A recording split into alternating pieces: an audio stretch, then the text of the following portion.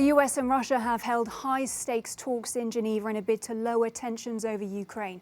Neither side believed there would be a breakthrough, but temperatures appear to have been lowered, with the discussions described as frank. Foreign Minister Sergei Lavrov reiterated Russia's position that it has no plans to invade Ukraine, but Secretary of State Antony Blinken says that the US believes that Russia's military buildup and activity say otherwise. Ben Brown reports now on the meeting. Neither side appears to have softened their positions. From Geneva, Russian Foreign Minister Sergei Lavrov accused the US of provoking military action in eastern Ukraine, where Russian-backed separatists have been in conflict with Ukrainian soldiers since 2014. He also accused Ukraine of sabotaging the Minsk peace plan.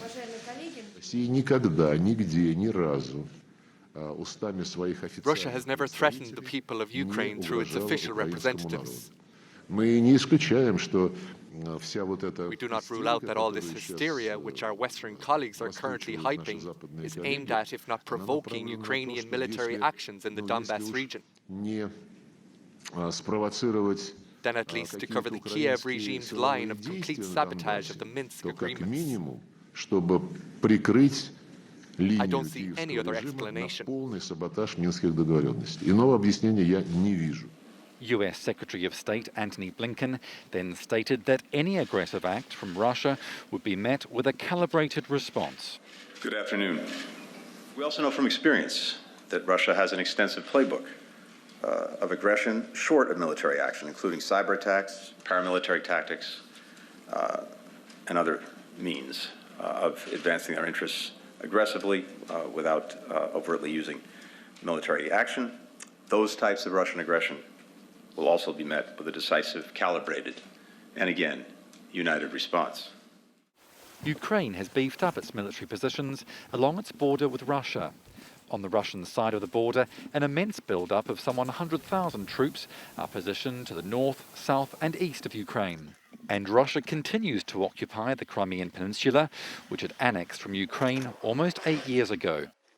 Ben Brown, Euronews. Now I want to bring in our Russia analyst who's standing by for us this evening, Galina Polonskaya. Good evening to you, Galina. To begin with, we know at the beginning of these talks, both men signalled little hope of any breakthrough on these various issues. Has anything been achieved as of yet? Good evening, Helena. Well, actually, there is one major outcome of those talks. Russia was promised to get a written response from the US the next week, and after there will be another meeting between Mr. Blinken and Mr. Lavrov. So the diplomacy path is still open, but from what we have heard, it seems that this path is still going to a dead end, or at least in the opposite directions. You see, Russia is waiting for answers to its security demands, and today Mr. Lavrov once again reminded that the expansion of NATO was a fundamental question to Russia. He said that the Western alliance was created against the USSR and now it is acting against Russia. So Russia wants guarantees that Ukraine or Georgia or any other ex-Soviet country will never become a part of NATO, and that the alliance will not expand eastwards. But NATO and the US have already called those demands non-starters, and today Antony Blinken once again reminded that the US and its allies will stand firmly on the principles, one of which is the open door of NATO. He said that neither country can violate the border of another country and dictate to this country with whom it should associate with. Mr. Blinken spoke a lot about the danger of the Russian aggression in Ukraine and said that this written answer from the US will contain concerns and ideas, and that's clearly not what Russia is expecting for, and Russia has already warned that if the answers to its security demands are not satisfactory, it would have to take a very serious political decision. Okay, Galina, so they are still talking, but let's be, very clear about this. Moscow continues to insist that it has no plans to invade, but all the evidence seems to speak to another outcome when we've got troops still at the border with Ukraine. What is Putin's endgame here? Well, actually, many analysts think that Mr. Putin has not made up his mind yet, and that there is no single opinion inside the Russian elite as well. Mr. Blinken today said that Russia continues to grow the military muscles on the Ukrainian border, and that with its troops in Belarus that went there for drills, it can attack Ukraine on various fronts. And he also spoke about Russian extensive playbook. We have heard this statement earlier in the report. And Joe Biden also said that Mr. Putin believes that President Putin will have to move in because he has to do something. But Russia thinks that there is no Ukraine crisis in the sense the West presents it. And Minister Lavrov said that there is this hysterical rhetoric from the West about the invasion he claims to provoke Ukraine. So Russia sees the Ukraine question as a broader NATO question and says that the West providing military assistance to Ukraine actually gives the country a carte blanche to start a military operation in Donbass, the separatist regions in the east of the country. So there is no end game, but the situation is quite critical. Absolutely. Our Russia analyst Galina Polanskaya helping to make sense of it all for us this evening. Galina, thanks a lot. And let's head straight over now to our correspondent, Shona Murray, who is standing by for us tonight in Brussels. Shona, good to see you.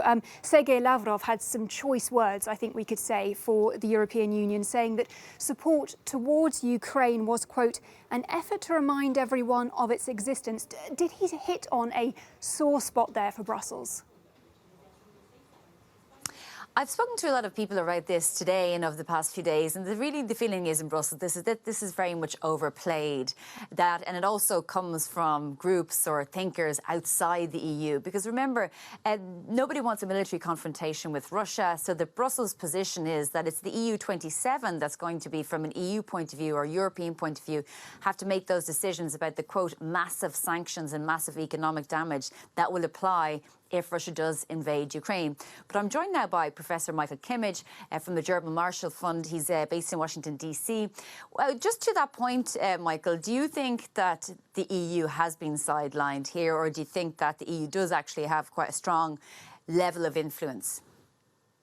Well, I think on the level of sort of news media, the kind of drama, especially of the last 2 weeks, the diplomatic drama, there's an obvious way in which the EU has not been a part of that. And, you know, I think that that's maybe in a modest way sort of damaging to the public reputation of the European Union. But it would be absurd to say that the EU is not a major actor in this whole story. Of course, the sanctions that were put on Russia in 2014 were EU sanctions. Those have been in place for 7 years now, are a very, very important part of transatlantic policy. And if transatlantic policy is to succeed with Russia going forward, EU is just pivotal. So, you know, the EU is at the center of the story, but it doesn't, you know, sort of seem that way day to day at the very moment. So listen, let's talk about where we're at right now, because it looks like the diplomatic channels are still open. That's a good thing. But next week is crucial, because as we heard there from Galina, the West and the US is going to respond to security demands by Vladimir Putin, which have already been described as a non-starter. What do you think can happen, and then what's the response likely to be? Well, I think that we have diplomacy that is at the moment going on two tracks. Neither side is yielding anything in public. The Western position is that NATO expansion is not going to be readjusted. Certainly NATO is not going to pull back to its 1997 borders, as Russia has proposed. And you know, sort of the other Russian suggestions are not going to be taken at face value by any means. And the Russian side has begun this whole process in a maximalist, uncompromising manner. At the same time, it is very important to emphasize that these discussions keep going on. And the tone between Foreign Minister Lavrov and Secretary Blinken today was really quite polite. I wouldn't say conciliatory, but, you know, sort of anything but rude or standoffish. So I think behind the public diplomacy, there's a little bit of movement. And it'll be very interesting to see where that goes in the next couple of weeks. I think the letter that's coming next week is going to belong to this public story of not yielding, but that's not the full story. So do you feel that Vladimir Putin hasn't made up his mind about his intentions? I think he has not. Obviously, he's been working through something going back for the last 8-9 months by positioning equipment and forces. And he's also put himself in a position where it's quite difficult to back down. So I can't imagine him, you know, sort of just folding in any precipitous way, or not, you know, sort of continuing to press these demands. But he's, I think, going to wait and see. He's going to see if there are cracks in the edifice of transatlantic unity. He's going to see if President Biden is willing to do business. He's going to see what he can sort of pull from the situation, I think, before taking the very grave step of a wider invasion, which carries enormous risk for Russia itself. Yeah, very, very much an evolving situation still. Thank you very much, Professor Michael Kimmage.